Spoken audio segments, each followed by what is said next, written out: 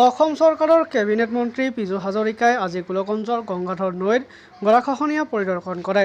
ধুবুৰী জিলা প্ৰশাসনৰ বিষয়া আৰু প্ৰাক্তন বিধায়ক অশ্বিনী ৰায় চৰকাৰক লগত লৈ অসম বংগ সীমান্তৰ বাগডগৰা আৰু হলাৰখাছ অঞ্চল পৰিদৰ্শন কৰি অহা ডিচেম্বৰত মাথাউৰি বান্ধৰ কাম আৰম্ভ কৰিব বুলি সংবাদ মাধ্যমক জনায়।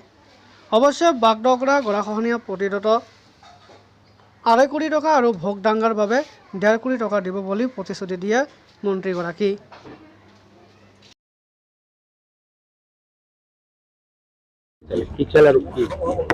আমাৰ বাগটুকুৰা বুলি এটা জেগালৈকে গ'লো।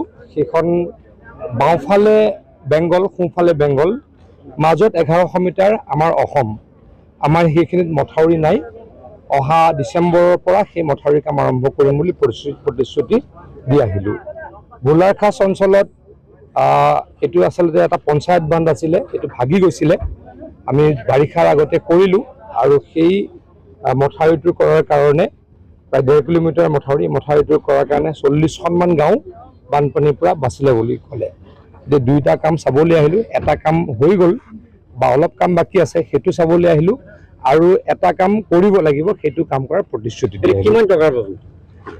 এইটো 1.5 কিলোমিটাৰ মথাউৰি যিটো বনালোঁ সেইটো 2.5 কোটিমান টকাৰ হ'ব, আৰু যিটো আমাৰ 1 কিলোমিটাৰ বনাব লাগিব সেইটো 1.5 কোটিমান টকাৰ হ'ব। বেছি টকাৰ কাম নহয়। অহা ডিচেম্বৰৰ ভিতৰত আমি বাগটুকুৰাৰ কামটো আৰম্ভ কৰি দিম, আৰু ভোলাৰখাছৰ কামটোতো হৈ গৈছে।